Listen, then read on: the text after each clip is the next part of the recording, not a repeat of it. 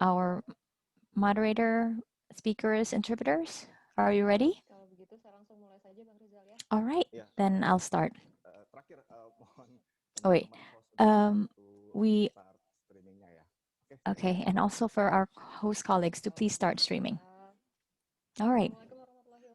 Assalamualaikum, greetings, good afternoon, may peace be upon us. Ladies and gentlemen, colleagues, thank you very much for attending today's press conference. I'd like to extend our welcome to our media colleagues who are here in today's press conference, Labor Rights Violation in the Global Supply Chain of the Palm Oil Industry, today on Friday, the 20th of November, organized by TPOLS, Transnational Palm Oil Labor Solidarity. My name is Fela. I am a journalist from Jakarta Post. I will be moderating today's press conference. Before I begin, we'd like to hear an explanation from our colleagues because this event will be held in Indonesian and English. So for you to be able to access the simultaneous interpretation features, we will have our interpretation colleagues to explain. Good afternoon, ladies and gentlemen. My name is Vela. I'm a journalist for the Jakarta Post and the moderator for today's discussion. Before we begin, there's something you need to know regarding the interpretation feature on your Zoom app. So now I would like to hand over the platform to the interpreters to explain it, please. Silakan.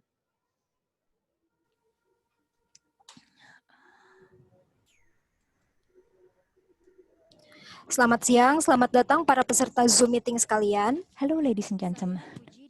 My name is Puji from Awlingua Translation Services, and I would like to explain today's remote simultaneous interpretation in Zoom. First of all, make sure that you join audio. Make sure that you've selected join audio, and then mute your microphone.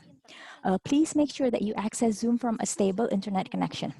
Make sure that there's no background noise like fans, television, etc. If possible, avoid accessing Zoom near other users because it may cause echo or feedback noise. If you have any issues,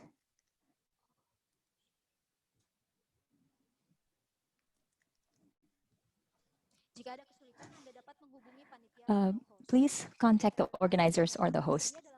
Simultaneous interpretation is provided for Indonesian, English, and German. On the bottom of your screen, you'll see a globe icon for interpretation. Click on this. Select off to hear the main speaker or the floor if you do not wish to hear interpretation. To hear Indonesian interpretation, please select the Japanese channel. To hear the German interpretation, you can click the German channel. For English, of course, the English channel. So if you are on the English channel right now or the German channel, you can hear my colleagues interpreting what I'm saying here right now. So now I'm going to speak in English, and you can click on the Japanese channel to hear interpretation to Indonesian. I am now speaking in English, and if you click on the Japanese channel, you'll hear my colleague interpreting to Indonesian. Now I will switch back to speaking in Indonesian. Okay. The mute original audio option is available if you want to hear the interpreter only. If you click on this option, you won't hear the main speaker. And this is not recommended because you would not be able to hear if the main speaker switch languages. You don't need to change channels to speak. If you're joining from your phone, click the three dots on the bottom of your screen. Select language interpretation and the selected channel and click done. If you have any trouble accessing the interpretation feature, please contact the interpretation. Thank you very much for your kind attention. Okay, thank you very much. So without further ado, let's begin. Today we are going to hear stories from our colleagues from palm oil labor workers on the ground about violations, labor rights violations. So yesterday, on the 19th of November, I think some of you might have heard already, AP, Associated Press, published a story about sexual violations and rape occurring in palm oil plantations in North Sumatra. These are companies supplying palm oil to major brands. I probably don't need to share the name of these brands. You probably already know some of them, or you may actually be working for some of these. We have workers who are, we have a lot of scars on their body, um, suffered physical illnesses, suffered miscarriages, and failed pregnancies because of what they suffered.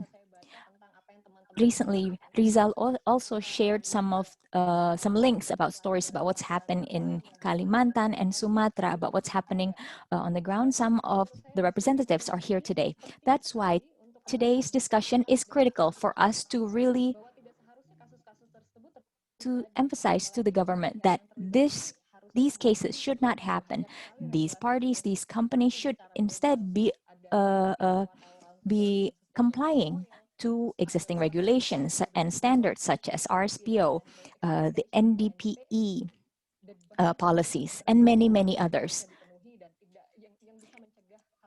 There are many other policies and regulations in place that should be preventing these violations from happening. So I'm very happy to be here to be your moderator. Here among us, we have several speakers, several panelists who will be speaking as well as, so first of all, Rizal Asalam, network coordinator for TPOLS. Hello, Rizal. And then we have Stella, who will be talking from the point of view of the National Labor Union East Kalimantan chapter. Hi, Stella. And then we have Robbie, who will be talking on behalf of the Sawit Sejahtera Labor Union in Musi, Rawas, South Sumatra. Hello, Robbie. Okay, we're having some audio trouble with you, but hopefully that'll be improved later on. All right, we can hear you now. Great. We'll also hear more in our discussion from Hotler Zidan Parsarwan, coordinator of the KBS or Palm Oil Labor Coalition. Zidan, you're here, right?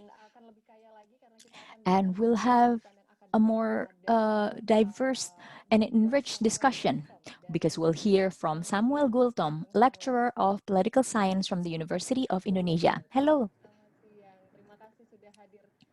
Hi, Samuel. Thank you for joining us.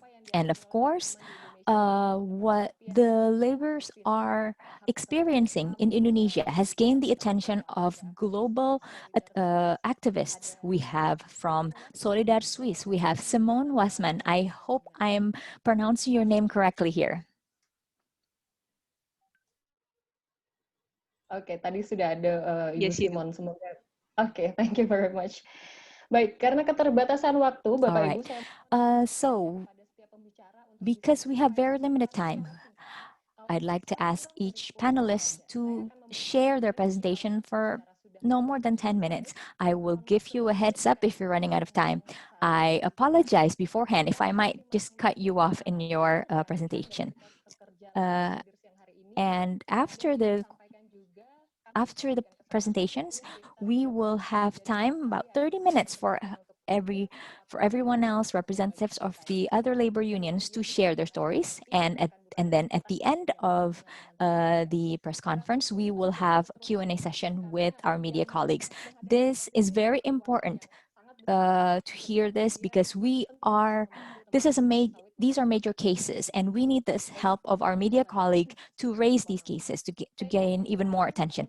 So I would like to welcome the first speaker, Rizal Asalam, TPOL's network coordinator, who will be speaking on the trend of labor rights violation in the palm oil global supply chain. Rizal, the floor is yours. You have 10 minutes. Thank you, Fela. I'll try to keep it short. My name is Rizal. I am the network coordinator from the Transnational Palm Oil Labor Solidarity, or TPOLS. This is a network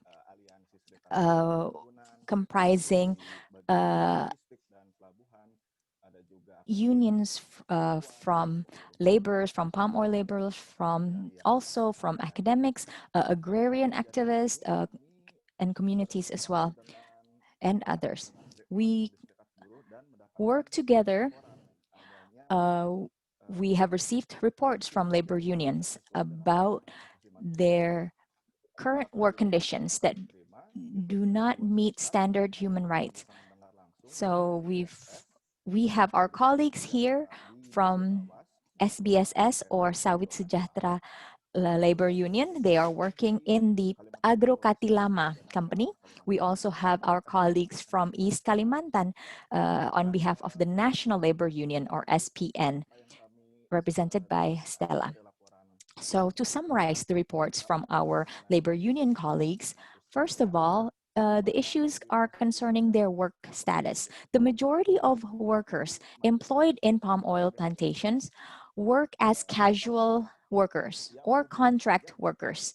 They do not have a direct employment relationship with the company, but instead they work with either informal brokers, outsourced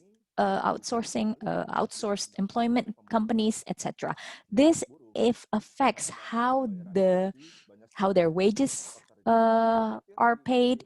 Many workers in nearly all five companies that were reported having troubles, the majority of them receive wages without pay slips. They just have just a piece of paper. Like if you go to the convenience store, and on that, the little slip is just so the slip that they have does not have the stamp and the name of the company. So it's just like a piece of paper and written by pen. Also, the majority of these companies apply piece rate. That means each worker is paid based on the amount, based on the tons or the number of sacks of or the so by the volume of the fruit bunches collected or the area that they sprayed with fertilizers or fertilizers. In addition, women workers are often hired as maintenance workers, such as sprayers, for to do weeding and other maintenance work as casual labor workers with their wage. For example, in Musi Rawas, only 1.4 million rupiah uh, per month. And the minimum wage from the province is actually more than 2 million. So their wage is half of the minimum wage. We also have heard cases of union busting. So when the workers attend protests and then they return to their company, to their plantations, they are not allowed back with and they're, and the company say that, oh, because you've joined the protests, you now have COVID, and we believe these are union busting practices. The workers there have been very active in voicing workers' concerns. Also, there's also an issue of religious holiday bonus that is paid in installments when in fact the plantation is not facing any financial troubles, but even though they say that they use COVID as an excuse. Also, there are wage deductions under the excuse that the deduction is used for to pay health insurance. However, these workers turn out they do not have health insurance or BPJS. Now, another findings, we see that the work and safety standards applied are below minimum.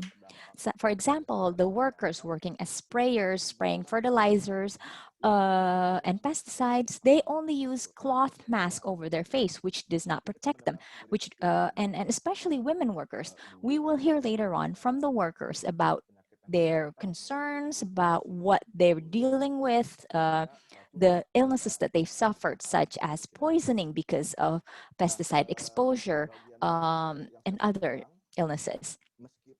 And then lastly, even if even when the even though the cases reported are from different companies, we see similarities. These five companies are part of the global palm oil supply chain. We will have the press release where you can read in further details.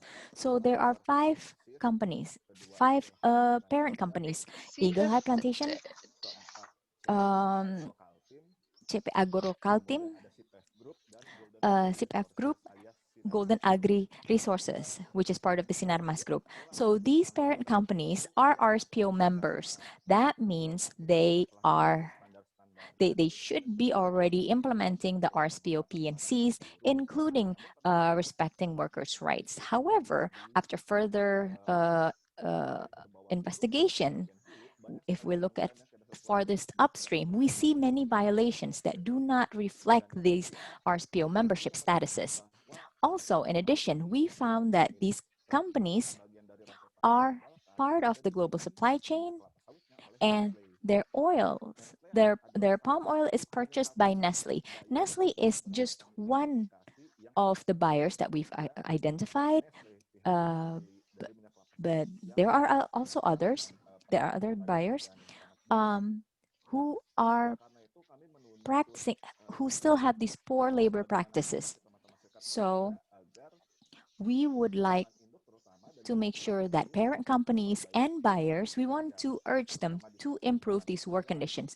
First of all, from the employment relationship with workers, and then making sure that there are no intimidation to labor unions. And also, we want them to publish corrective actions for these labor rights violations that we have expressed. We want them to do so in a transparent manner and measurable way that can be measured by the public. We also demand that all casual workers, especially daily casual workers and contract workers, are uh, employed, formally employed, because maintenance work is the core of palm oil work, and that cannot be outsourced. That is the main supporting system of the palm oil plantation.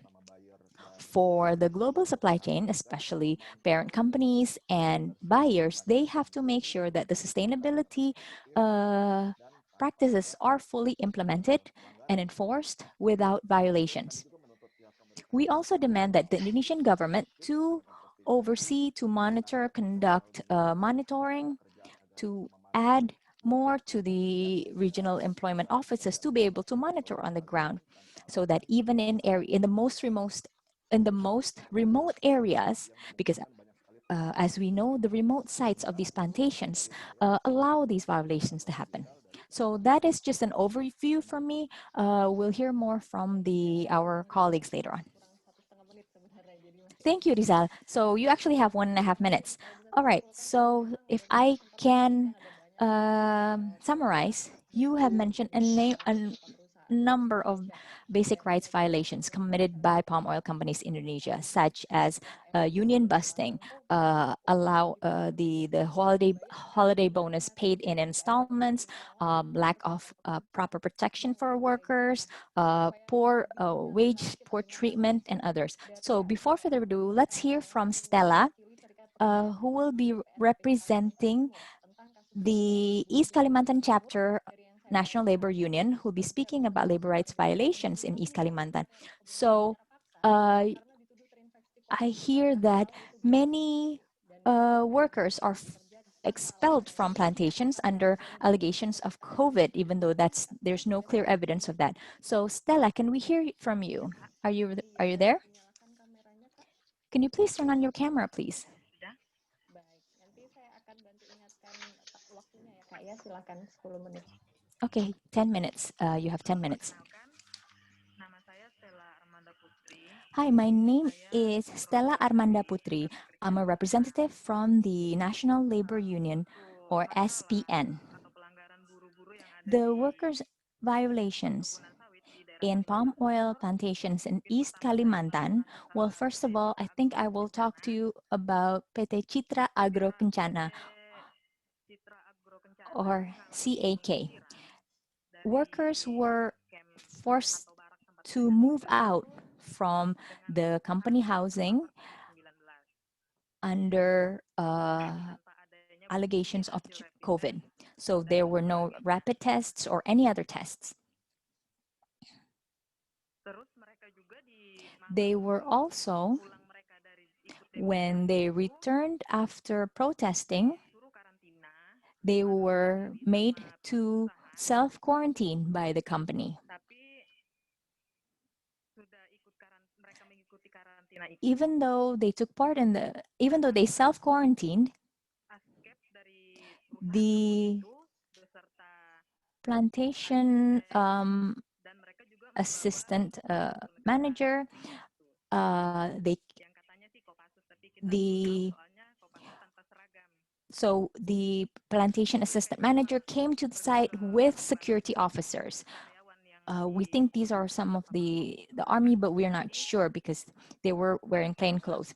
So they came to these workers' homes about midnight or 12:30, and they kicked down the door of the workers' housing area, and they took away the workers' motorcycles.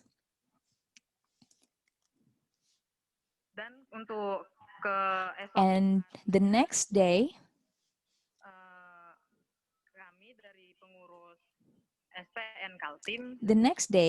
on behalf of the National Labor Union East Kalimantan chapter, we went to the site after receiving reports of this case, and we have tried to get a meeting with the assistant head of the plantation. We tried to get in touch with them, but their response was, but he said that he did not want to debate. He did not want to argue. He said that all his business, all his work is done the night before. He also suggested that the workers, these victims, were to go to the Balikpapan HR office. After we heard the statement, we took the victims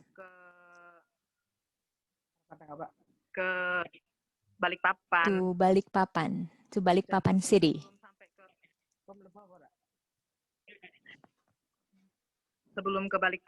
Before we went to Balikpapan, we were in Samarinda City. We took the workers to a clinic, to a health clinic, to prove that these allegations are not true. We conducted rapid tests for the workers, and the result, and these rapid tests were non-reactive. They were negative. After went to the clinic, we went to Balikpapan City. We showed the rapid test result to the company HR, showing that these workers do not have COVID.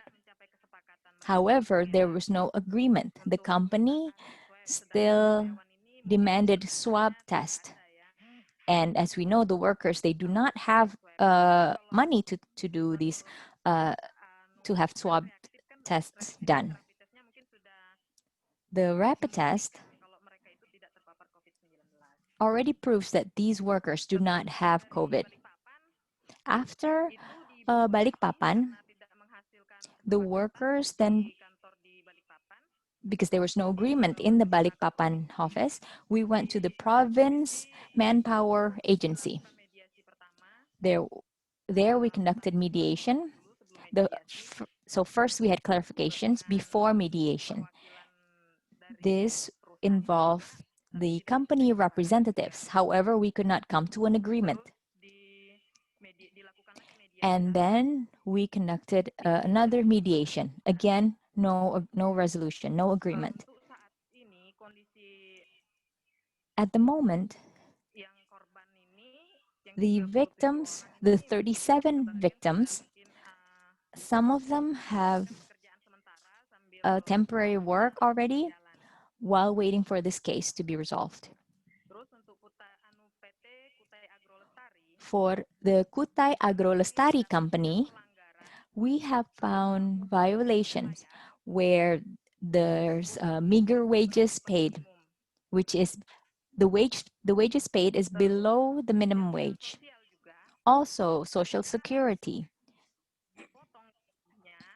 Their wages, the workers' wages, are deducted to pay for for Social Security and health insurance. However, these deductions are not paid, are not given to the local government for the Social Security and health insurance. So if they are ill, they go to the hospital, they still have to use their own money to pay for their health care because these health insurance and social security fees are actually not paid by the company. Some were also terminated from work without severance. They do not have proper work areas. They do not have access to clean water. They do not they only have electricity from 6 p.m. to 10 p.m. They work, the workers, the women workers especially, those applying fertilizers or pesticides, these workers do not get PPEs. For the sprayers, they have to buy their own equipment. For the women workers, they do not have menstrual leave. They do not get maternity leave. For PT Surya Bumi Tunggal Perkasa and Jaya Mandiri Sukses, for these two companies, the cases are similar to the previous one, Kutai Agro Lestari. Meager wages, especially for harvesters and for the loose fruit collectors. They get below minimum wage. Also, their religious holiday bonus is paid. The holiday bonus, is paid in 8 installments. These companies under the Eagle High Plantation Group or EHP, they also do not get menstrual or maternity leaves for the women workers. For Social Security, they get uh, their wages are deducted monthly. The company claiming it's for Social Security and health insurance. However, it's not paid for their insurance, similar to the Kutai Agro Lestari case. They have very poor access to clean water. Their housing conditions is very poor. They do not get access to PPEs, especially for the workers who are directly exposed to dangerous chemicals. In Jaya Mandiri Sukses, we found a grave of a child of the workers. So one of the workers' child passed away, and the body was buried right in front of the workers' housing area. The workers have already asked for a more proper cemetery site, but they don't have it, and they do not have a work agreement. They do not have written work agreement. Similarly, for their work equipment, they have to purchase all that by themselves. Many workers are daily casual workers. There are almost no permanent workers. Some of these daily casual workers have been working there for 8, 10 years, but they're still daily casual worker status. Okay, so thank you very much for your kind attention. Stella, thank you very much for your kind attention.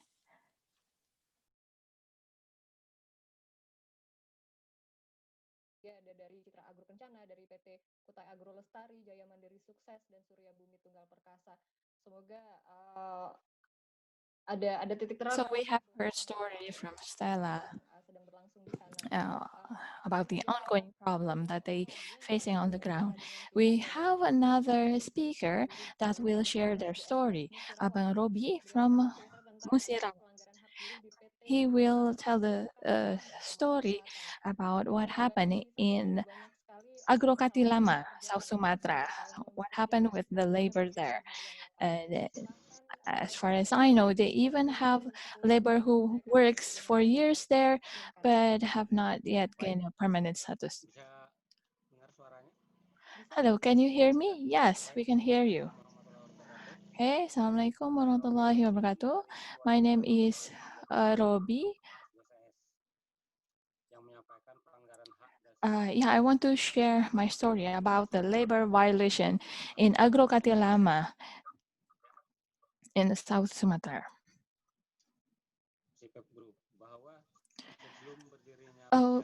Before PT Agro Kati Lama established, they have so after this company established, they cannot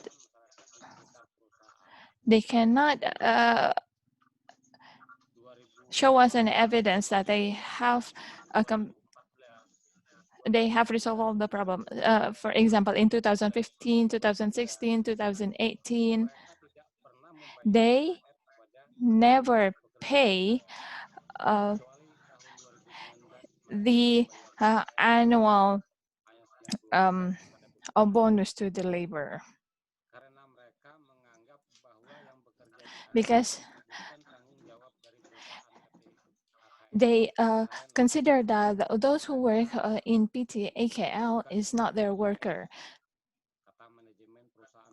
That's what the management of PT Agro Kati Lama says.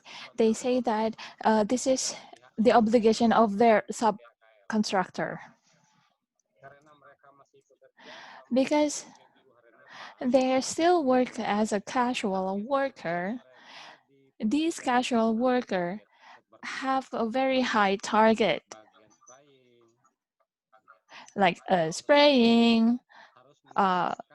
They need to accomplish a target 2.5 hectare per day per person.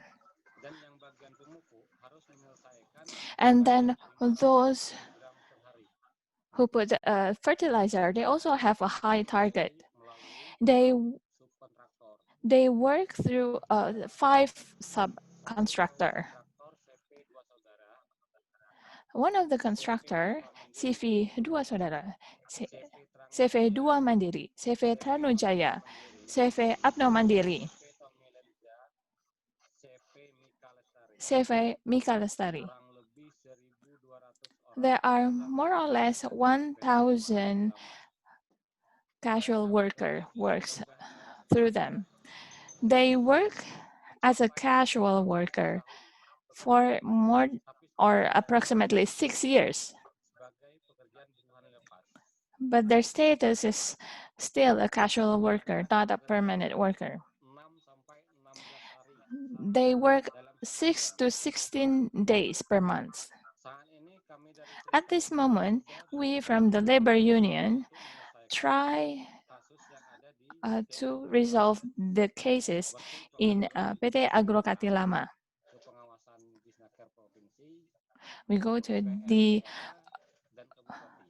labor office, we go to the parliament, regional parliament, but there's no, we don't see that it will be resolved soon. Because the management think that the worker is only the driver and the mandor or supervisor. There are 1,600 workers who works in PTAKL as a casual worker.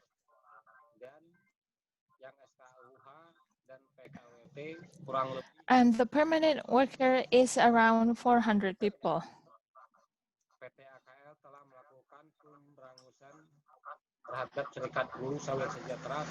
PT-AKL is trying to prevent the labor union to do their work. In December 2019, we have a worker that in his case that he works for 7 years. And since 2017, he works in this company, but he did not receive any holiday bonus and did not receive any severance. A third problem is, since the establishment of PTAKL 2011-2020, this company has only conducted two health monitoring.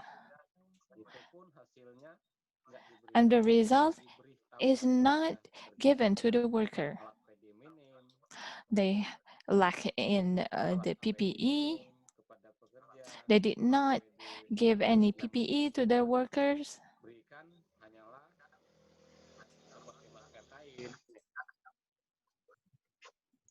Seperti masker kain ini yang diberikan seperti kacamata. This is one of the PPE, just like this, goggles. They did not give it to us. And they don't give menstrual leave to the female workers. Yeah, I think that's a share from me. Thank you very much. Thank you, Robbie. Actually, you still have 4 minutes left, but we can use that maybe in the next or other session. Yeah, thank you, Robbie, for your sharing. Adding the story of Stella. So in South Sumatra, we see similar condition. Yeah, the workers have worked for years, but their status is still casual worker, and when they work, they did not provided by the PPE or the protective equipment. Yeah, let me take a break here. I will give the next opportunity for the speaker, Zidan Parsawan, as the coordinator of Sawit Watch, and then he will tell story about the omnibus law or the job creation law that has been passed a few months ago and how it will affect the worker prone to uh, uh, uh, exploitation. Yes, Zidan, the floor is yours. Thank you, Stella. My name is Zidan from Buruh Sawit Coalition. This is an alliance of labor union, and we want to improve the condition of the oil palm labor. So we have heard the stories on the ground in South Sumatra and East Kalimantan. A similar situation can be found in other plantation like Sumatra, Central Kalimantan, West Kalimantan, East Kalimantan, and North Kalimantan.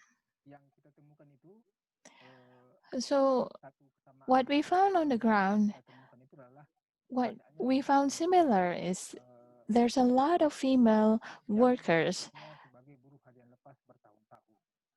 that has been work for years, but they are casual workers, not a permanent status. And with the new job creation law, it is allowed. This law will legitimate such practices in oil palm plantation. Kita juga mengkhawatirkan kebijakan ini. Also, we we concerned that this law will risk the permanent status worker because it's easy to do outsource with this law.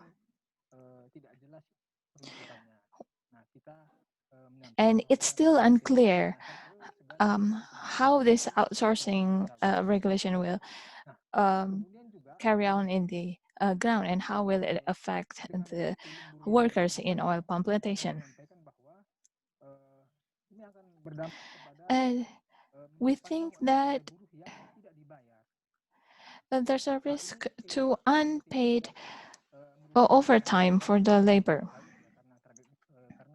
And this is actually a common thing in the plantation because they have a very high target and they have to work for long hours to achieve that target. And it did not count as overtime. And then target-based remuneration, as stated in the job creation law, has the potential to exploit the labor because they have a very high target and they need help to achieve that target. Usually they will ask the help from the family member, the wife or the kid, and the wife and the kid will not get paid.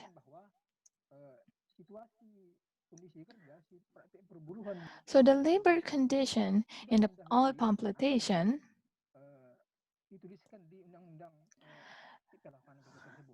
is so what happened in the plantation is actually what will happen in the job creation law. So if we apply the job creation law, we will see similar things happen just like in the plantation now.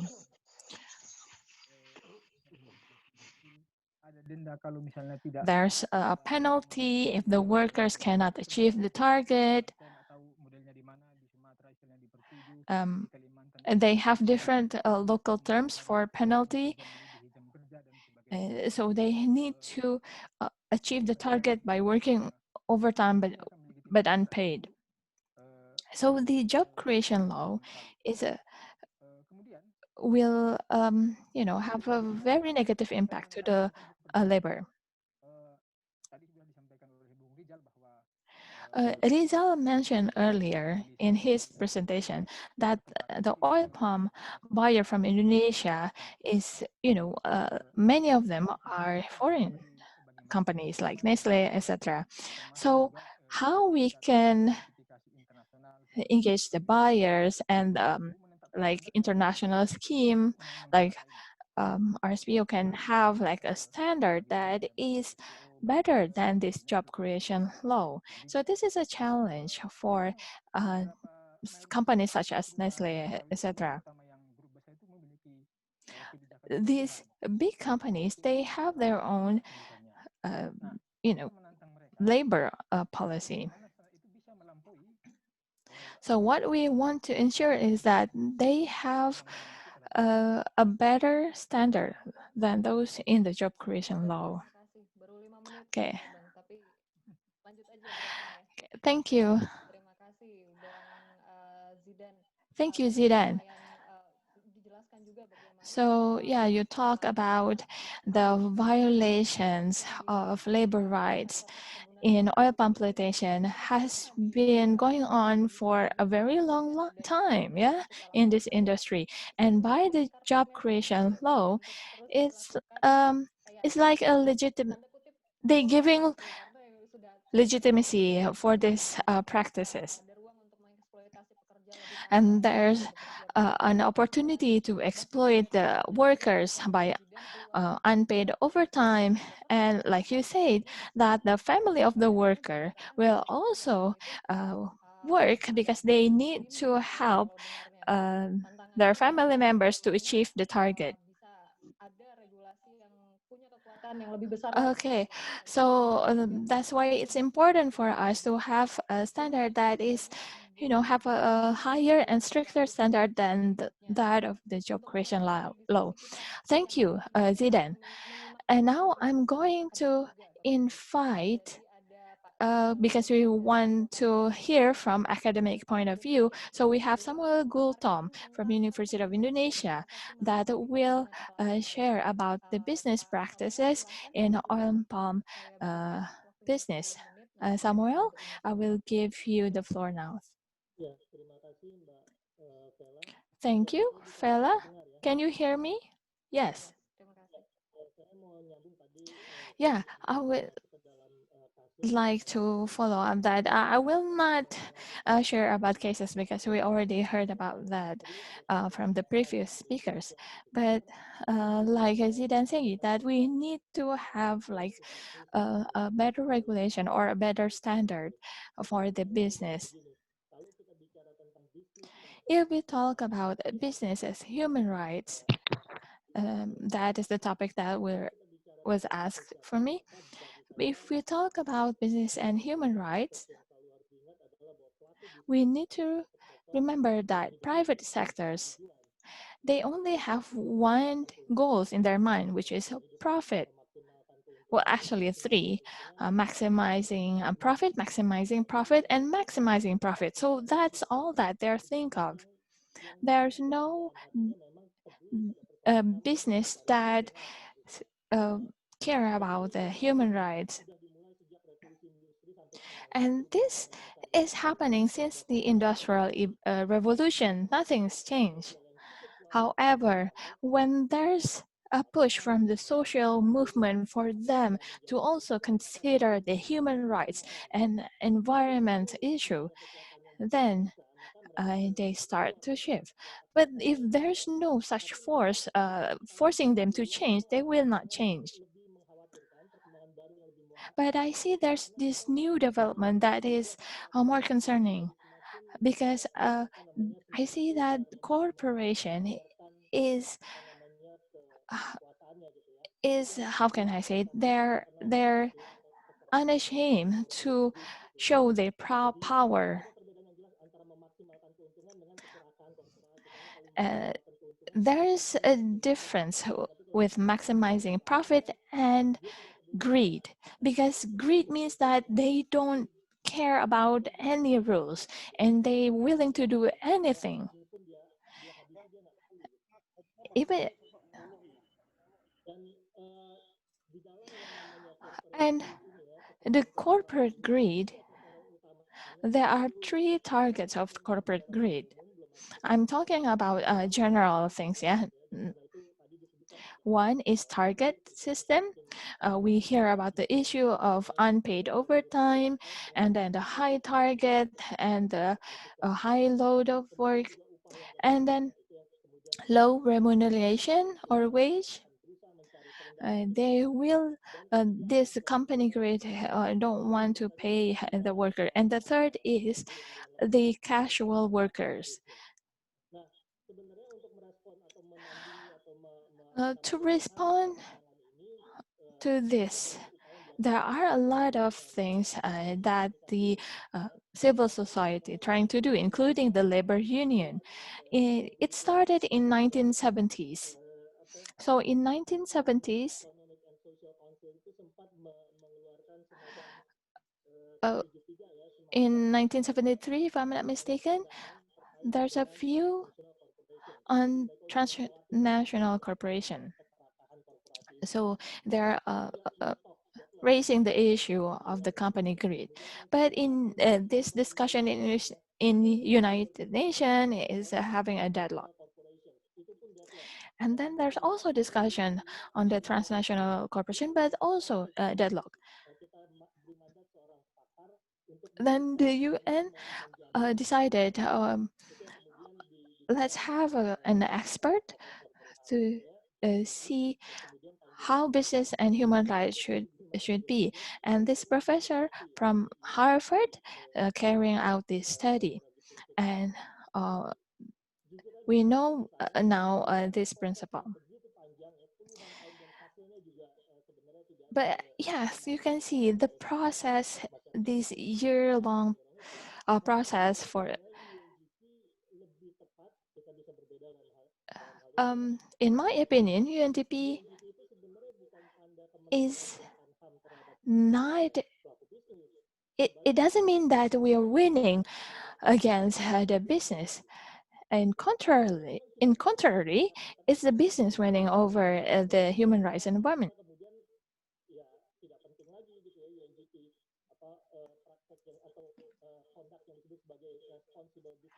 The responsible business conduct, it doesn't mean that it's not necessary, because as I mentioned earlier, that the company greed makes the company do whatever it takes to make profits. I just want to remind everyone here, please do not have a very high level of expectations of this RBC or RSPO or other things, because it means that we are losing actually.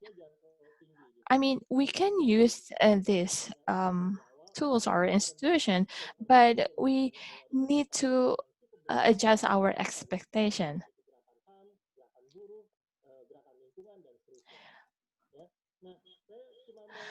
I have several things that I want to convey here regarding the RBC. This is from the Business and Human Rights Resource Centers. After the RBC's principle, there are changes in business. They're starting to actively uh, releasing statements on sustainability, about sustainability practice. However, it's just on the paper only. But if you see on the ground, hardly anything changed. So BRC, Business and Human Rights Resource Center, says that the practice on the ground is hardly changed. Moreover, there are several companies that citing human rights impact assessment as part of their policy, and they say that they require their human resource manager to understand about the human right issues. But if you see the practice on the ground, that's not happening at all. So when there's a case, they they take a protection from their guidance. Oh, we have this guidance, we have that guidance. And regarding oil palm, because in the business and human rights resource centers, uh, oil palm issues has one of the highest risks. There are three dominant issues. The first is land grabbing, second is deforestation, and three is a labor union. What I want to emphasize here, RBC or RSPO as an institution that we hope to realize the sustainable oil palm commitment. So the profit people planet principle, there's a lot of things that's still lacking there. There are a lot of companies did not join the RSPO. And if we see for the past few years, the Amnesty Internationals and other organizations says that even the member of RSPO, they still found violations on their company. Yeah, and Zina earlier mentioned that the job creation law. This is a very important point because this law legitimate the violations happening or have happened. And there's a lot of warning in this job creation law. There's one thing that I want to emphasize about the outsourcing issue. Yes, it's true that it will make the labor uh, in a high risk because there's no job security whatsoever. But other than that, there's also another impact that I think is more important because due to this contract system,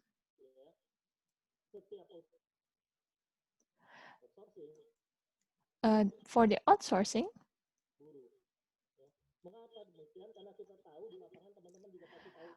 we know that in the ground,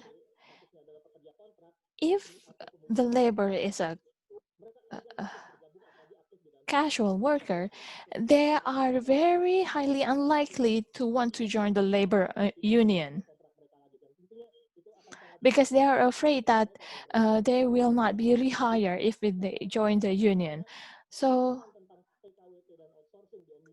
the I want to say that the outsourcing issue and the casual worker issue in job creation law, it will affecting the labor union. And it will affecting how many people would like to join the union. And if the labor union has less member, they will have less power or bargaining power. There are some sad fact in West Kalimantan. I found that there are like 421 company, but only 100 something that has labor union. So only like 30%. And out of 30%, only 12 who have the joint agreement.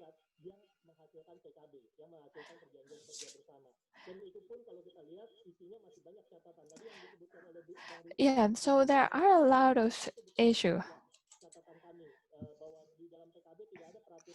In the collective bargaining agreement, there are no rule that the company need to specify the remuneration item.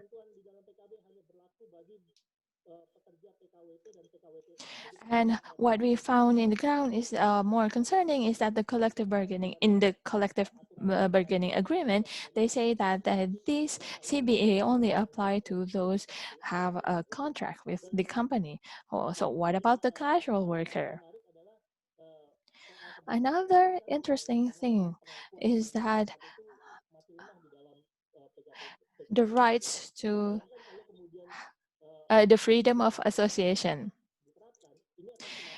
If this job creation law will be applied, it will risk the labor union. I'm sure that the number of labor union will decline.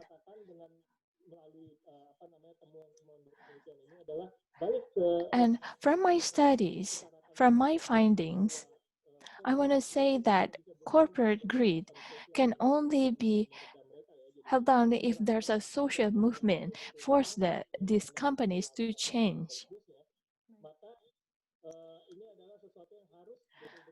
This is something that need to respond by all of us, as well as the colleagues from the union. Only union who can balance the power of this company. And if the union is weakened, we can assure that violation will keep happening and even uh, more of that will happen in the future. So thank you very much. That is what I can share. Thank you, Terima Fella. kasih Pak Samuel. Terima kasih juga sudah mengingatkan Thank bahwa you, Samuel. sesungguhnya bisnis itu memang orientasinya Thank adalah you for profit ya Pak ya. reminding Termasuk that termasuk business juga is about upaya profit. menghormati hak asasi manusia, melindungi lingkungan itu mungkin banyak pelaku bisnis yang menganggapnya sebagai aduh kok ada So it is important for us to remember that untuk memperoleh these are important for companies to implement. However, some companies might think that this is a limitation on their freedom, on their movements. So this has to be linked to a greater social movement, and we have to remind them that these violations should not be happening. We have to be able to create a business scheme that is uh, more sustainable in the future. You also mentioned that for the palm oil sector, there are very high risks of human rights violations, such as land grabbing, violation of freedom of association and workers' rights. So the recently passed job creation law can potentially allow more violations because there will be more workers who will be hired through contracts and they would not be able to participate in labor union. So the challenges are increasing. So Samuel, I thank you very much. I'm now going to go to the next speaker. So noting the cases faced by workers in Indonesia, we have the attention of international activists. So we will hear Ms. Simone Wasman from Solidar Swiss, who will be talking about bias responsibility. Simone, you have 10 minutes. I will remind you of your time through chat. Thank you. Thank you very much for having me. I will also take up some points that the speaker before me has already started on. I was asked to talk about the responsibility and the possibilities to hold international buyers accountable. And I do think, first of all, I mean, we have to see that here we're talking about big multinational companies, and those execute power through their supply chains.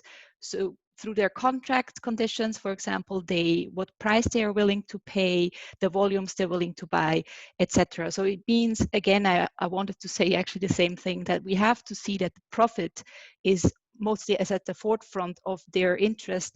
And even though they always talk about people, profit, planet, that the people and the planet mostly come after the profit.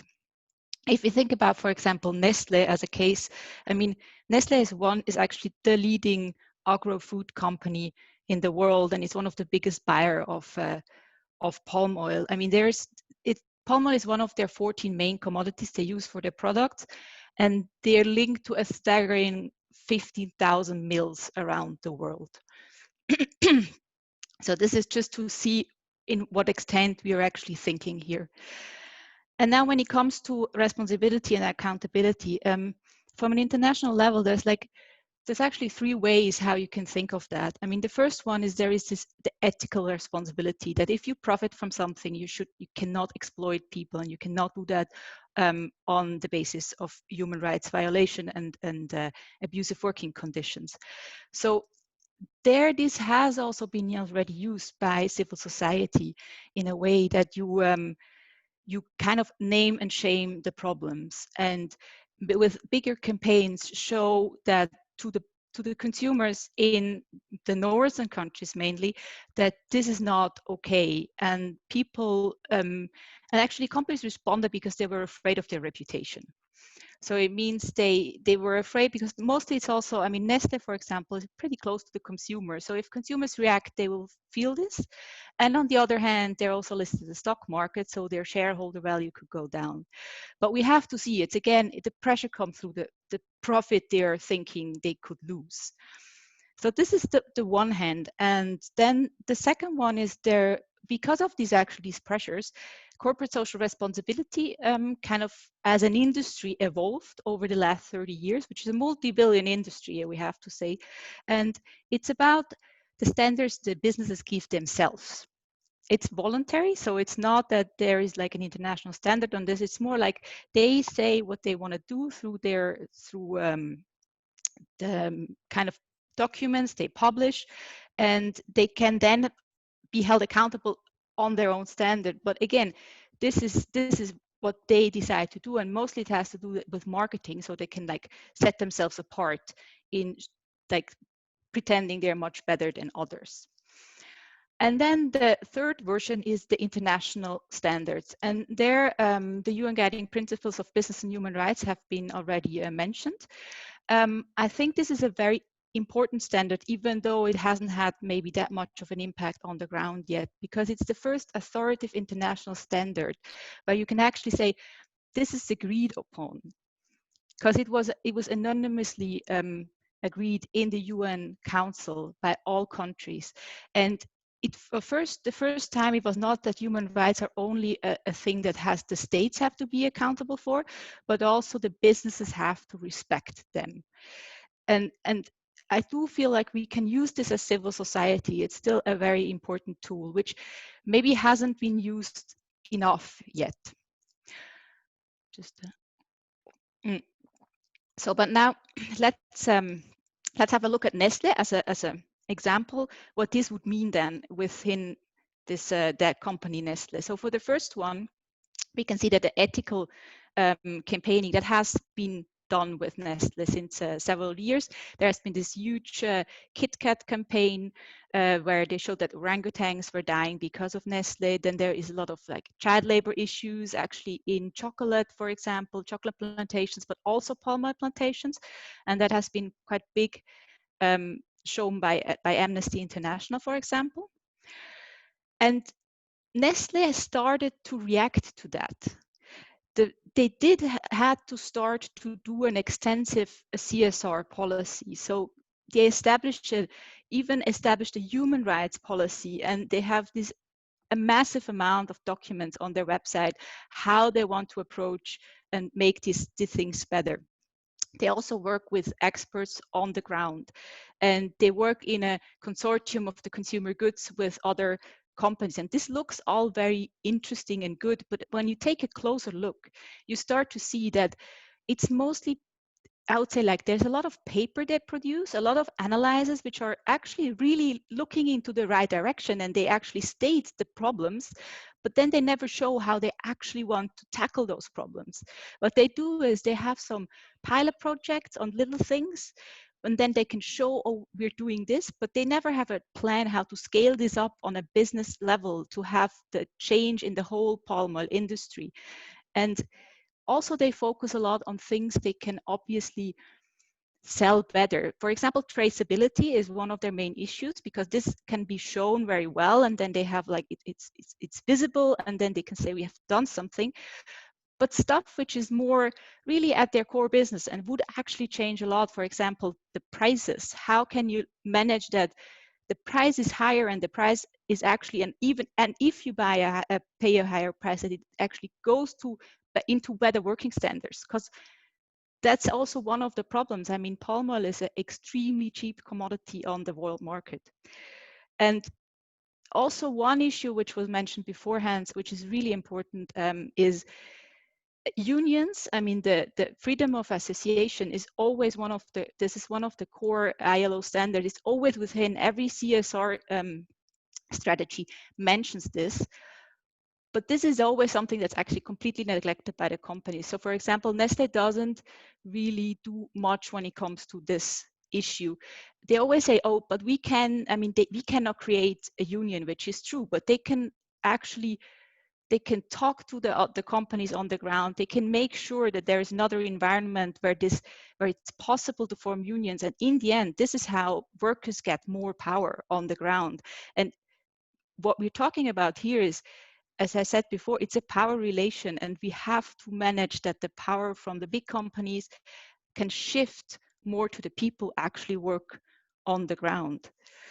So, and one of the problems here I see with the companies, the international companies, is often when they go through their CSR policy, which they often even started to do human rights assessments, they still see their responsibility in a trickle-down way. So they're kind of like put their assumptions, the thing they want from their work, from their relations, the companies they're related to, they put this in the contract, and then they say, now you're responsible because we have it in the contract. And this is not how it works. They have to do things within their own company, and they have to start to be much more transparent.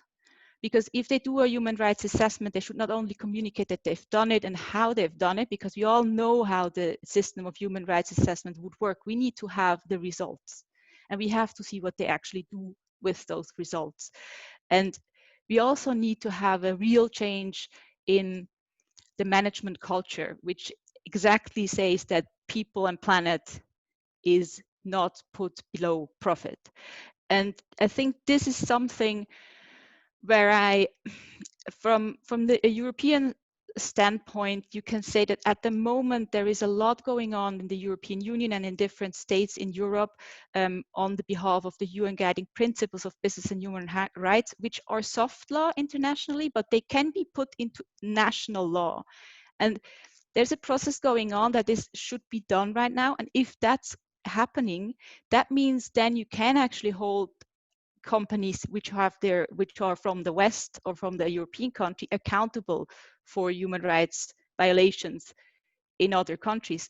So that would then actually make a change. So I don't see it as, I mean, I do have to agree that I think for people on the ground, it's in those 30 years where the company started to work on it, not much has changed. But I do hope and still are hopeful that we have with this UN guiding principles, we have a tool that we can start working with to make it actually really more, to make the companies more accountable and actually really through liability. Because I think in the end, we do need, it has to shift from voluntary to mandatory. Thank you. Thank you, terima kasih Ibu Simon. Kalau saya bisa Thank you, Simone. So if I may highlight a number of points that you've shared. First of all, there are three approaches that we can do to get to these businesses, to these palm oil businesses. We have ethical responsibility, social, corporate responsibility, and there's international standards where we can push them to implement these standards. Simone also mentioned that we can name and shame which companies have committed these violations to apply social pressure, because they are responsible for protecting the workers in the entire business chain that encompasses their production. Palm oil is a cheap commodity, so we have to think about how the people and planet they can't be second and third place after profit. Simone also mentioned about the UN guiding principles on business and human rights. This is a set of principles passed by the UN, ratified by the UN. Indonesia has ratified these principles, but well, we know there's been challenges in its implementation. I've been involved in discussions about that with various businesses from the Chamber of Commerce, from Apindo, and other business associations in Indonesia. They feel that they look at this and they think that, what is this? What other policy is this that creates another obstacle in front of us? So that's similar to what Samuel said earlier. So thank you very much to all our panelists for your presentations. We've heard from Rizal, Stella, Robbie, Zidan, Samuel, and Simone. Thank you very much. Now, I would like to offer the opportunities to our labor union colleagues from palm oil labor unions. Please share your stories. We have all colleagues from the media who are here, and I'm sure they would like to hear your story. So if you would like to speak, please raise your hand or just type in the chat, and then I can point out to you. So sorry, who am I speaking to now?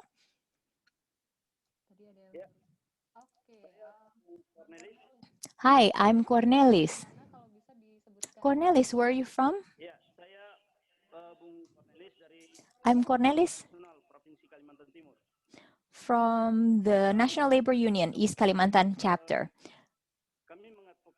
We have done organizing in East Kalimantan province, Central Kalimantan, and Papua provinces as well. And this is all for the palm oil sector. There are three main challenges in this palm oil sector. Companies without oversight are still allowing child practice. There are child workers who are still here. They're brought here by their parents so that the workers, the parents, can meet the piece rate so they can earn a suitable pay. If workers cannot meet their target, they worry they won't make enough, so they bring in their children to work in the plantations. Secondly, forced labor and modern form of slavery. This is we see this in many palm oil plantations. Conditions such as poor living conditions. These are just some of the cases that we see. Poor wages, that's something that we see. But violations such as workers who died and they are not provided proper burials. I think these are also crimes that often are not exposed. And then issues about the AP's publication recently regarding rape and sexual violations in plantations. This occurred in one of the plantations in East Kalimantan. Last year, we worked with AP to conduct an investigation on this case. The company did not they did not respect this case. I would like to say that there are issues about the standards of the RSPO audit conducted. Did the certification auditors Do you know how I appointed turn off the Zoom without leaving the meeting? So the certification auditor recommended by RSPO, they made their report based on bull observations. Before the auditors came, a number of workers were trained to provide answers that the companies wanted, which do not reflect actual conditions.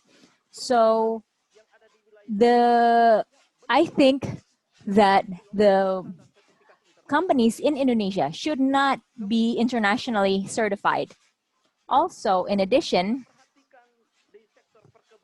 in the palm oil plantations, we feel that the government is allowing these violations to happen. There is no law enforcement in these plantations. As workers, we believe that the government is allowing this to happen, to continue to happen. Why? Because the government, through the manpower agency and ministry, we can't expect anything from them. From law enforcement, for example, that's all just on paper. That's a bull. There's nothing that are being implemented to resolve the issues. Therefore, I feel that the government, by passing the job creation law, I feel that the government is not doing anything. Omnibus Law or the job creation law is a way to legitimate these crimes that are happening before this law was passed. We cannot allow these violations to continue. The international world have to pressure companies like Nestle to be responsible. They can't just enjoy and continue to buy the products that are made on the backs of the victims. Thank you. Terima kasih, Bung Cornelis. Tolong ada yang tutup pintu dong. Menyampaikan cerita yang memang sudah banyak terjadi dan sudah lama juga terjadi di sektor perkebunan sawit ini di Kalimantan Timur, Kalimantan Tengah, dan Papua. Saya mengajak teman-teman dari serikat pekerja lain atau dari perusahaan lain jika ada yang ingin disampaikan, mungkin dari Kalimantan Selatan. Saya Do dapat we have other colleagues maybe from Kalimantan who would like to share? dan PT Agro Kati Lama barangkali ingin cerita langsung. Maybe you want to share Waktu 1 kali stories from your place? I will give you the opportunity before I begin the question and answer session for the media. Tadi Bang Cornelius Okay, so from the other workers, banyak sekali anak-anak yang juga ikut bekerja di perkebunan sawit, kemudian lapor audit RSPO dan okay, so you akan ada banyak cerita lain di Cornelius mentioned about the violations, the audits, the RSPO audits that were conducted that do not meet the standards. So can we hear from somebody else? Halo, ini Kak Stella lagi ya? Okay, thank you. Is this Stella? Ibu Sabarini, silakan Ibu Hi, I'm Sabarini. mohon maaf. So where are you from? Selamat sore. Hi, I'm Sabarina. Dari teman-teman dari PT Kalswak. Baik, silakan Ibu. PT PT I am from from PT Kal, Kutai Agro Lestari. So I was terminated. I worked as a foreman for 7 years. So I was casual worker, and then I was fired without severance. Thank you. Thank you, Ibu Sabarini. Thank you. We hope that you stay strong and safe where you are. So we just heard from Bu Sabarini, who worked for 6 years, almost 7 years, in Kutai Agro Lestari as casual worker. She was terminated without severance. And now we have Hassan Refki. Anything that you'd like to share? Selamat sore, Bang Hasan dari mana, Bang? Oh, Hassan, so where are you from? I'm from South Kalimantan. So my story is similar to what Stella said earlier. A number of workers faced intimidation from their supervising officers. For example, for the loose fruit collectors, for the piece rate workers, they do not get minimum wage, district minimum wage.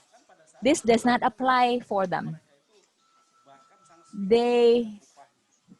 Many of them do not get the large part of their wages. We have tried to report these cases to the overseeing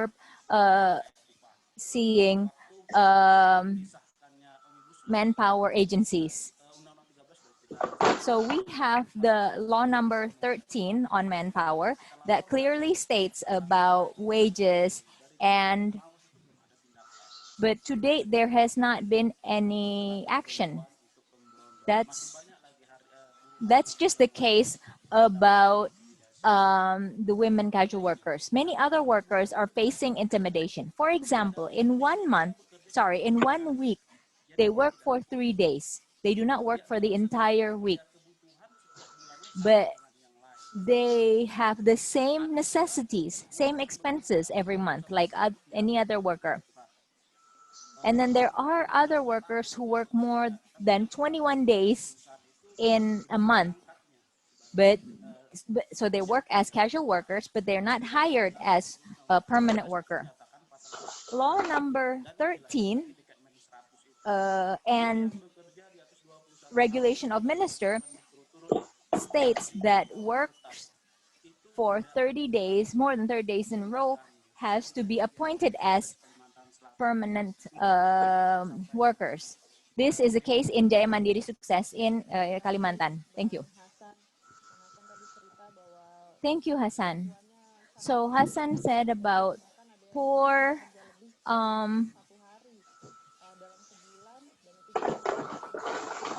work conditions, workers who have worked for a long period time, but they are not hired as permanent workers.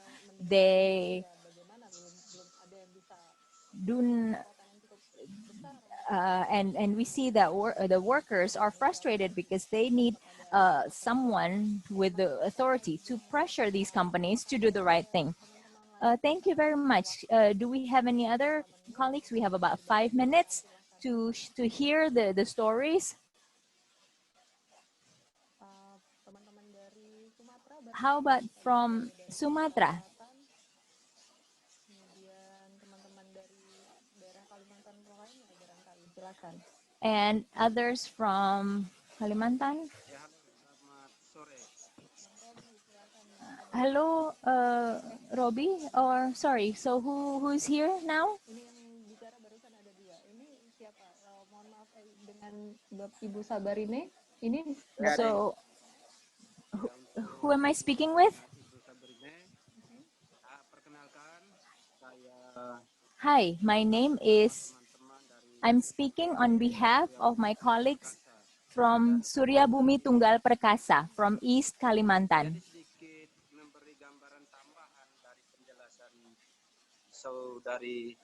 I would like to provide additional clarifications and additional comments. In Surya Bumi Tunggal Perkasa company, it is the same group as Jaya Mandiri Sukses company. In peat areas, if there are floods, in these inundated areas, the workers, especially the production or harvesters, they are forced to work to meet the company targets. Even during floods, even when areas are inundated up to waist high in water, workers are still forced to work. In Surya Bumi Tunggal Perkasa, workers are only provided 2 days of work in a week. That means they only work for what, 8 days a month? That is the condition. Thank you. Good afternoon. Thank you. Can you repeat your name, please? I think I missed your name. My name is Claudius.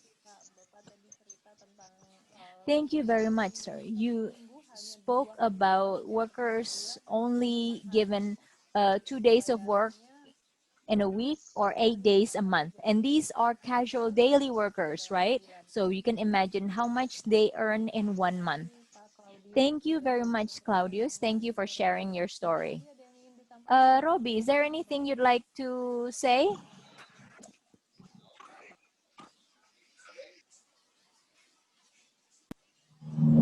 Halo.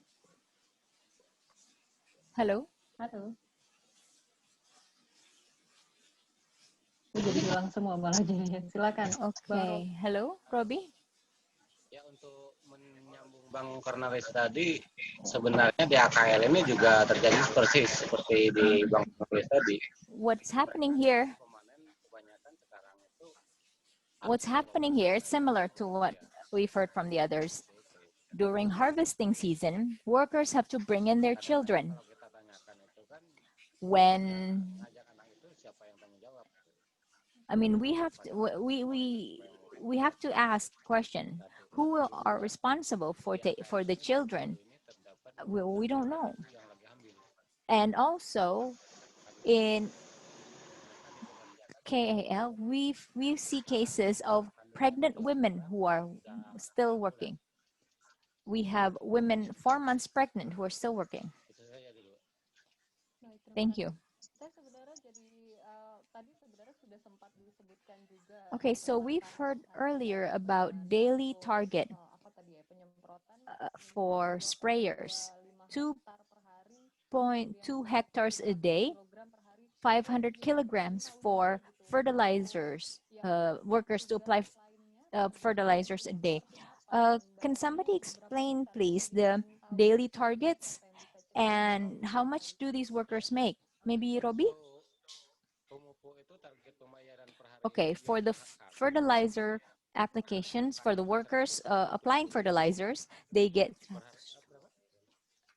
what is it? How much is it? 127,000 rupiah per day. They work 6 days a week, 8 days at the most in 1 month. 6 days a month, eight at the most. For sprayers, they work for 16 days a month.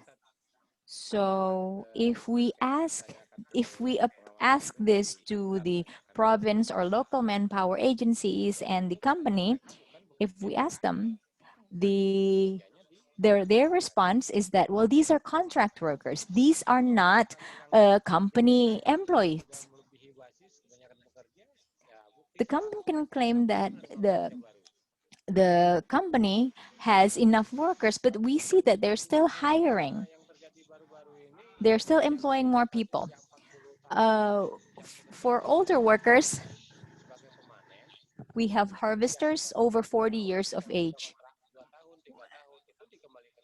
They have worked as contract workers for 4 years, but then they are again reassigned as casual workers. The company hires younger workers, while the older workers go back to casual workers. So if the company needs assistance, they hire as some of these workers as contract workers, but when they're done, they return to casual worker status. Thank you, Robbie. Thank you for your explanation. So we have an idea of the exploitative targets, the inhumane working conditions. Again, thank you very much, Ibu Sabarini, Robbie, Hassan, Cornelis, um, and others for sharing their stories. Now I would like to allow for Q&A from our media colleagues. So we've heard from Rizal, Zidan, um, Samuel Gultom from University of Indonesia. We've heard from Simone from Solidar Swiss. So to our media colleagues, if you have any questions, please feel free to ask for your coverage.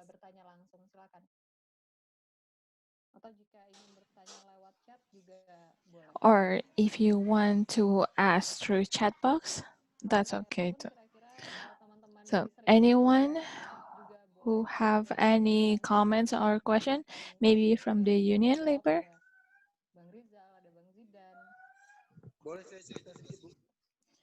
Can I share the story? Okay, Pak Supian, where are you from? I'm the chairman of the labor union, independent labor union in Sinar Masuk. Okay, do you have anything to ask? Yeah, I just want to say that what we experience here. So our national regulation, we have weakness in Article 59 of our law. In the past, we feel that those violations, but since we have RSPO, the casual workers have become a permanent workers. Tidak sepenuhnya sih Mas seperti apa yang kami di sini mungkin banyak hal ada hal di PT-PT lain meskipun merasakan apa yang yeah, so we want to share that in our place what we experience differently with our other colleagues in East Kalimantan. So we see that the workers here, the casual workers, have become permanent workers. And there, one time during the RSPO audit, the auditor asked me, what is my challenges in workplace with the management? So I say to the auditor about the status of the worker because it's crucial for us. And in Omnibus Law, the job creation law, there's no CBA. In our place, the permanent workers, 35 is the standard from the government. We ask the benchmark to be 40 years. So we want to say that this age of 40 years of old is still a productive age, and they have higher responsibilities because they have family to feed on. So these older workers, they have higher responsibility and they have higher sense of responsibility.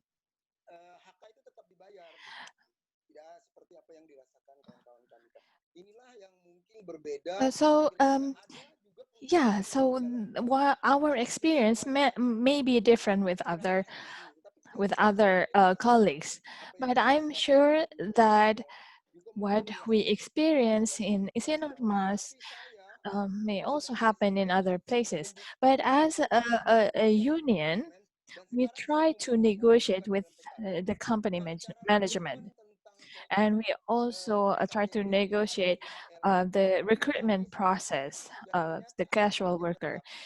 We told them that if there's permanent worker in this workstation, it doesn't comply or it doesn't have what it required on the Article 59. So in my opinion, in plantation, there shouldn't be any casual worker. There should be all permanent worker. I hope that in the 2021 CBA can also include my proposal to the company. So yeah, I just want to share what we experience in our place. Thank you very much. Baik, terima kasih Pak Supian. Okay, thank you, Pak Supian. So Pak Supian share his experience. They negotiate with the company, Sinarmas, in his place. Okay, I would like to ask a comment from Rizal and Zidan about their experience. What is the process between the company and the employee? What is how we can have like a positive relationship with them and to avoid, the one-sided termination. Rizal, do you want to comment on this? Boleh, saya coba ringkas. Sebetulnya lebih tepat jika Bang Robi Okay, bercerita. so Saya coba kasih gambaran singkat. I think Robbie has more experience, but let me try to say something about this. So regarding the outsourcing, like Robbie and other colleagues mentioned, workers that is coming from outsource, they are not acknowledged by the company as their workers because they consider that it's hired by the subcontractor. There are unions. There are unions that have a CBA with the company. However, di situ ada keterlibatan serikat, namun serikatnya serikat in-house alias serikat bentukan manajemen. However, there are unions in several companies, but this union is formed by the company and it's not democratic, and they did not give any training and did not help the member. So it was only formed by the company to comply with RSPO requirements.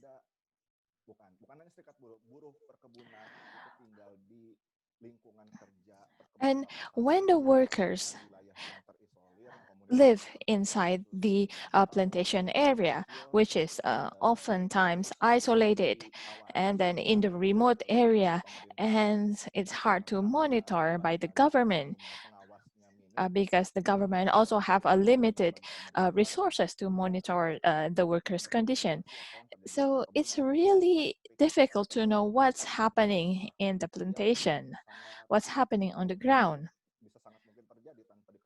And there are a lot of bad things that might happen in the plantation without anyone knowing. So, so if you're speaking about a labor union issue in plantation, it's very much they're facing a very difficult situation if you compare that to other industry like manufacturing, etc. Singkatnya saya mau bilang kita perlu tajam dalam melihat siapa sebetulnya. So we really need to be clear. We need to see who is the union in this company. Is it purely from the labor, or it's just made by the company to show that they comply with the RSPO standard? Tapi, sorry, saya nggak mute kan? Oh enggak.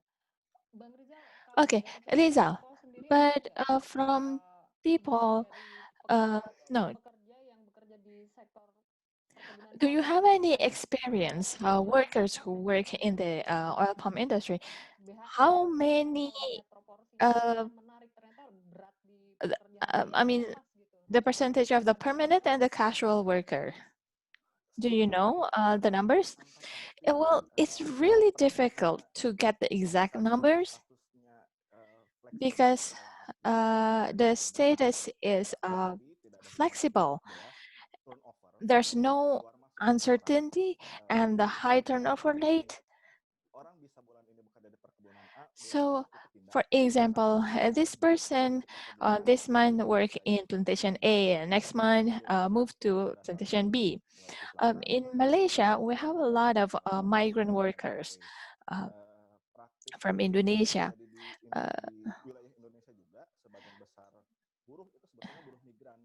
And in Indonesia, we can actually find many migrant workers as well.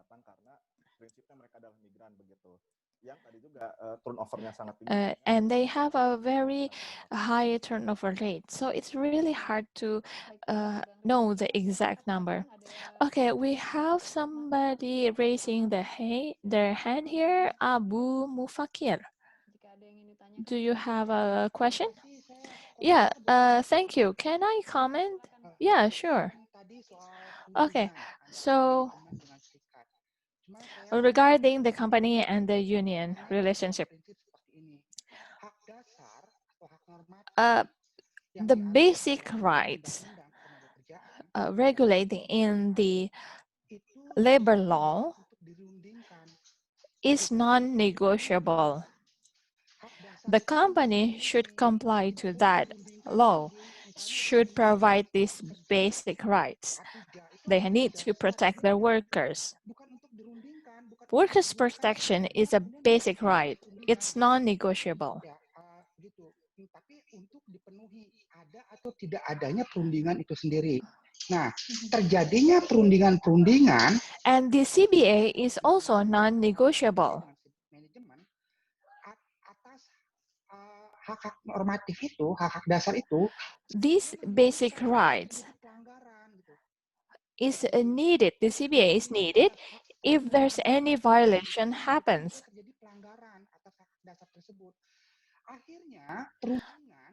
So the CBA should be beyond the basic rights. But what happens now, CBA become a corrective action. It's for, correcting a violations. So it's more normative. Okay, thank you. Yeah, we do have many regulations, such as the minimum wage, that's non-negotiable. So the company should provide that. The company should provide that right. Robbie, I think that you have something to say. Yeah. regarding the CBA, we do have CBA, but they have the CBA with their own made union. So it's not with us, the independent union. So the company here, they have their own union, or what they call the yellow union, acknowledged by the company, while our independent union is not acknowledged by the company. And they have the CBA with their own union, not us. So that's a problem. Okay, thank you, Robbie. I want to hear the comment from Zidan. Can you share your experience working in union and labor issue? Do you have any comments? Terakhir kan kita sedang membahas tentang PKB dan upaya-upaya yang bisa dilakukan supaya ada diskusi lah di antara pekerja dengan pemerintah. Do you have anything to share with us or a comment on this issue? Zidan, are you here with us? Ya, Mbak. Oke. Yes. Silakan Bang Zidan. Ini ada Okay, Zidan. tangan, tapi nanti saya akan berikan kesempatan. I see someone raising the hands, but I will give the opportunity after Zidan speaks. Okay, Zidan? Saya sebentar aja Mbak ya, menyambung soal data tadi ya. Menurut perhitungan koalisi buruh, so based on our calculation, buruh perkebunan sawit itu the wage in oil palm plantation 20 juta orang is, dan sorry, the number of workers working in plantation industry or in plantation is 20 million people, and most of the casual worker are female worker. We have asked for this data to the government, to the manpower agency, but they did not have the data. I thought the government should have that data, but they're not. For us, this data is very important because oil palm industry is one of the biggest foreign exchange earners, right?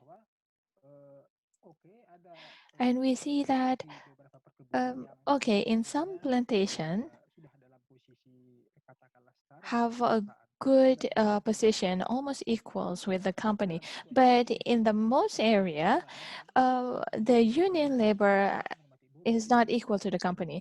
So the government should help this union. And I think that it's not right that the union labor needs to negotiate what's become their basic rights, their normative rights. So this is also a note for the government regarding the female workers' condition. These female workers, they don't have any assurance. They do not have any social security or health insurance. Okay, I see two people raising their hands here. A.S. Ari and Cornelis Wiryawan Gatu. Pak Ali, do you have anything to say? Yeah. Thank you. My name is Ari from the National Labor Federation. I have a comment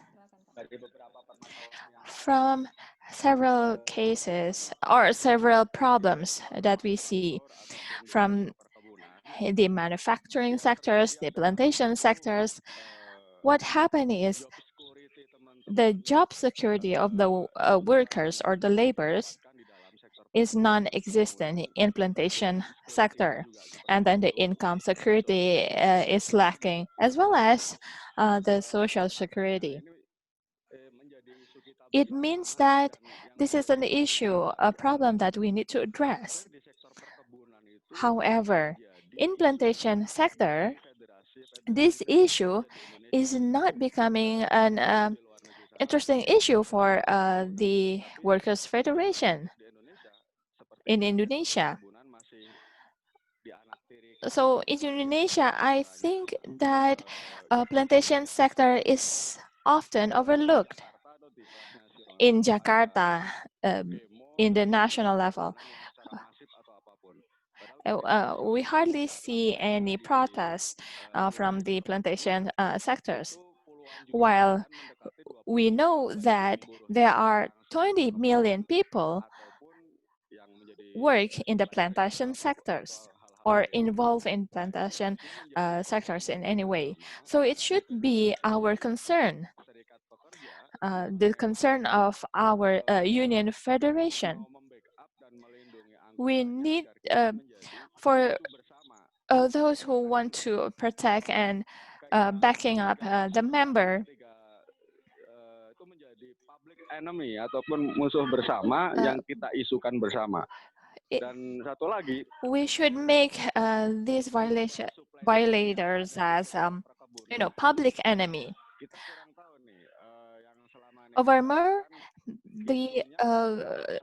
in the global super chains, we don't know the issue. Is it the same with the manufacturing issue or garment?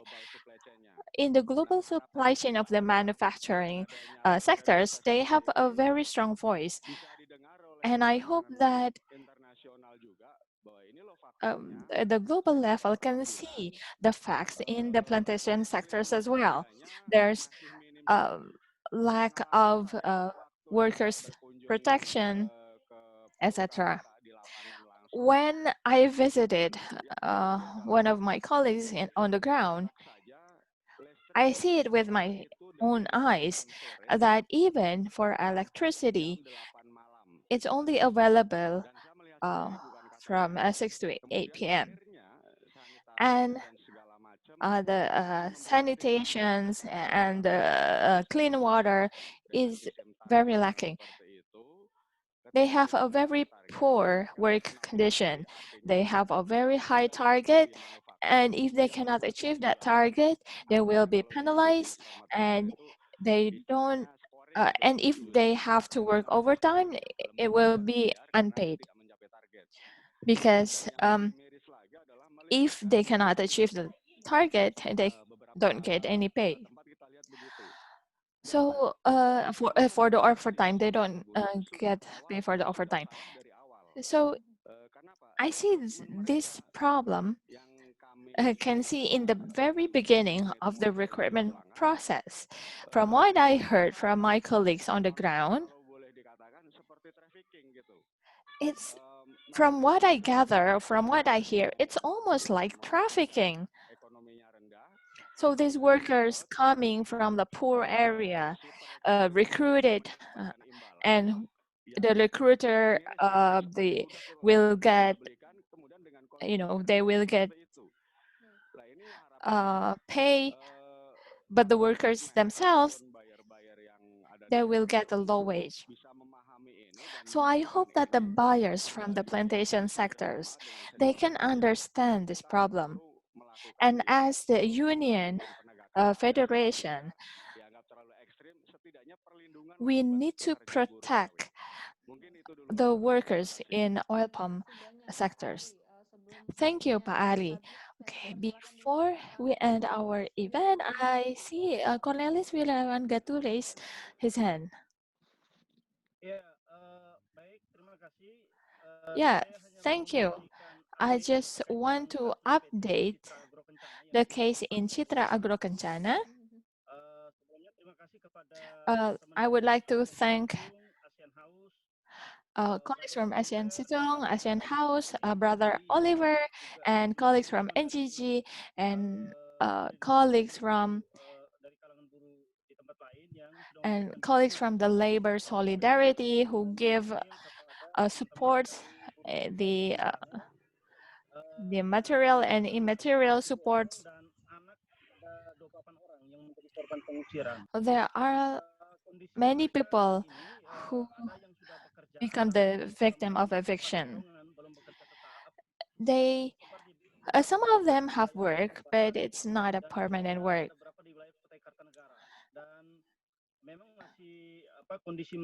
Their condition with this not permanent work, they work not in full 1 month. So we really appreciate the support from ASEAN Stiftung and other donors that support us, that support the workers who experience this strategy. So on behalf of the victim of Citra Agro Kencana, we would like to thank all the parties who have been support us and who have lending their hands to us, including Kita Bisa Yayas Foundation and the LBH. So we do need solidarity among us and to support each other. Thank you very much. Thank you very much, Pak Cornelis. I see Adrian raising his hand. And after Adrian, I will ask all the speakers to give final remarks. Now I will give the floor to Adrian Pereira. Hi, hello, good afternoon, everyone. My name is Adrian from Malaysia, and I run an NGO called North-South Initiative. Just want to say a few words of solidarity with our friends who are also involved in the palm oil labor rights issue. In Malaysia, the palm oil sector is very guarded, very tightly, and we have little bit access to meet the workers, to talk to the workers, but still, I think through international solidarity and networking, sometimes the workers call and speak to us. So one thing that we notice is, or think that it's so important for the union to be strengthened here. Here, the workers in Malaysia complain that sometimes the union fee is deducted, but they don't see the service. That is very tragic, and we hope somehow maybe union to union can speak and develop stronger debate and stronger collective agreement skills. The other point I just want to share a bit is on the issue of the minimum wage. So in Malaysia, minimum wage has become floor wage. It become ceiling wage. So it remained low, and company tell the worker that if you want better wage, we use piecemeal. So if you work, if you produce certain output, you get more. But then we see the worker have to work very hard, very terrible condition. So there must be some critique on what has happened to minimum wage and how it's used to become the ceiling. So there are many other aspects to health, environment, which hopefully future we can discuss. And I think this is also a follow-up from the previous report which Friends did on the detention center. So I think it's important friends in Indonesia understand that Sabah has a special autonomy, historical and political and even cultural. So, and even the law, the labor law, certain immigration law is autonomous. So we need help to share more with the Sabah, Indonesia Union and NGO, and keep increasing the skill to fight for justice. So long live international solidarity. Thank you. Thank you, Mr. Adrian. I thought you were Indonesians once, but I agree that this is a great time for NGOs across countries to join hands and give stronger pressure to corporates to fight for the justice. Yeah. Terima kasih, Pak Adrian. Tadi Pak Adrian. Vela, sorry. Just I forgot something. So I'm also following the global supply chain, and I agree that they play games and tricks, claiming that the headquarters and the brands sincere in solving the global supply chain abuses. They are not. What they will do, they will select one Asian coordinator to do micro projects, tiny projects which are useless. Don't fall for those projects. I mean, the ultimate justice is on the ground with the unions fighting for the workers. There are many tokenism projects which they can use to report to the brand and say, okay, Nestle, we are now clean. This company, we are clean. You know, these jokers don't even know the source of their supply chain. They don't even know from which plantation. How crazy is that? So don't fall into that trap. Demand justice from thanks. Okay. Terima kasih ya, thank you very much. Terima kasih Pak Adrian sudah. Thank you very much, Adrian. Okay. Oh, saya pikir internet saya yang gangguan. Baik. Okay. Terima kasih Pak Adrian sudah memberi. Thank you very much, Adrian, to remind us that, yeah, sometimes these global companies make these small projects, these good projects to show that, oh, we have complied to these standards. However, if we look at a more comprehensive view along the supply chains, there are a lot of things that needs to be solved, and that is our main focus. Instead of focusing on this small or a little projects, we need to see the bigger view. Thank you, Adrian. Okay, so we're out of time. Before I end today's event, I would like to invite all the panelists for their closing remarks. Maybe if we can begin with Simone, please share your closing remarks. Yes, I actually also want to stress that we really have to have a strategy on both sides, that the pressure on the ground, which can only be done by unions, and also actually maybe pushing for things like living wage and showing what this means. And on the other hand, still pushing a lot on also the buyer companies, so that they still, even though as I agree, they're not yet at the stage where they really want to actually be held accountable. So we do have to put the pressure on still on there. And in the end, it's all about not having that they set their own standards. But again, as I said before, I think it's really about the power relation and how can we shift at least a bit of the power away from the big companies back to the people who actually work on the ground. And just as a last thought, we never really talked about, and it wasn't the topic here, but coming from a country where banks are an important business, we should never forget about the investors as well, which are also playing a very huge role, and they should as well be held accountable for where they invest their money, and they do invest a lot also in palm oil. Okay, thank you very much. Terima kasih Ibu Simon. Berikutnya saya berikan kesempatan untuk Bapak Samuel. Thank you, Simone. I would like to invite Samuel to share his closing remarks. I apologize. There are a lot of questions that has not been answered. Thank you, Fela. So I would like to re-emphasize again what I said earlier about the strength, our social strength. We have to know, we have to see if businesses are being responsible or not. I would like to emphasize that when we talk about social movement, this is the right momentum for us, for our union colleagues to move. We have to reflect with the current conditions. We need to organize unions in non-conventional ways. I've discussed with my colleagues is that we have to think in the 21st century sense. We can't think in the old ways. We have to change because we're dealing with a lot of different issues now.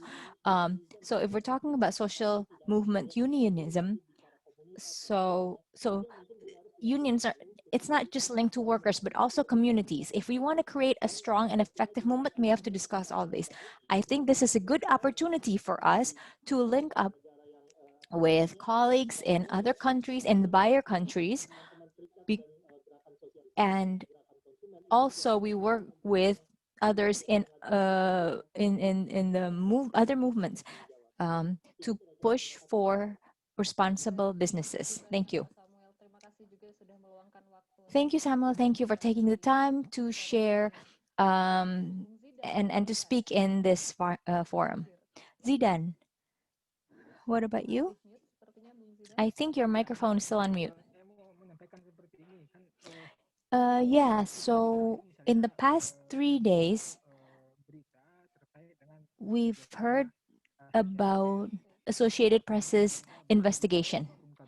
TPOL and the Palm Oil Labor Coalition also contributed to this investigation. We would like to say that the government should not just say that this is black campaign. They should instead do ground truthing. They have to stop saying that this is all black campaign. Well, they have the authority, they have the power to check what's happening on the ground. Thank you very much, Zidan. Lastly, Rizal. Thank you, Stella. I'd like to emphasize that palm oil plantations is one of the most exploited areas where there's a lot of exploitation because of the supporting geographic conditions. They are remote areas, they're close, it's very difficult for us to get access and to organize people there. Therefore, it is critical that the work that's conducted by the unions, by the media, so that we can all open our eyes, we can see what's happening in plantations. So we have to see what's happening to Robi, to everyone in Agro Kati Lama, Citra Agro Kencana, and other companies, people being kicked out because of COVID. We have to open our eyes. We have to listen to what our colleagues are saying. Thank you very much. Thank you, Bang Rizal, Zidan, Samuel, Simone. It's been 2 hours, a little over 2 hours. So I hope that what we have discussed here, if I may take a general summary, we are fighting for a better Indonesia, where people are treated in a more humane ways, where businesses are run for economic reasons. But what happens if the people who are involved in businesses are not treated well, if their conditions are continued to be treated poorly? Well, we hope that our media colleagues are still there to support us in our movement, not only for palm oil workers, but also for other workers, for other movements. And I hope that we can continue to push the government and businesses to improve the conditions for the workers and for Indonesia. Thank you again to our workers, brothers and sisters, from the labor union, for our international colleagues as well. We need as much support as possible to realize what we are fighting for. Before I close this, I would like to invite you all to turn on your videos so that we can take the photo.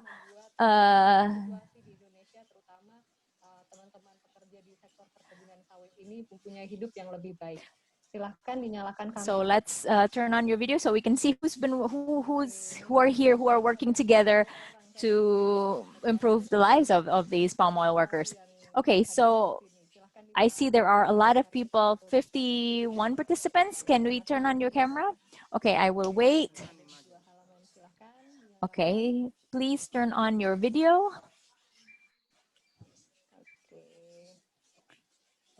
Ada yang ingin bergabung lagi foto bersama, silakan. Do we have anyone else who are getting ready to turn on their camera, their video? All right, so I'm going to count to 3, okay? I will have to do this twice because I have 2 pages of participants, okay? 3, 2, 1. All right, for the next page, 3, 2, 1. Thank you. All right. Again, thank you very much, everyone. Thank you for your time. We wish you good health, and that we can see you in the next session. We hope that this we hope that we can bring positive changes to Indonesia. Thank you very much. Have a good afternoon. Bye-bye. Thank you very much. Long live workers. Long live workers.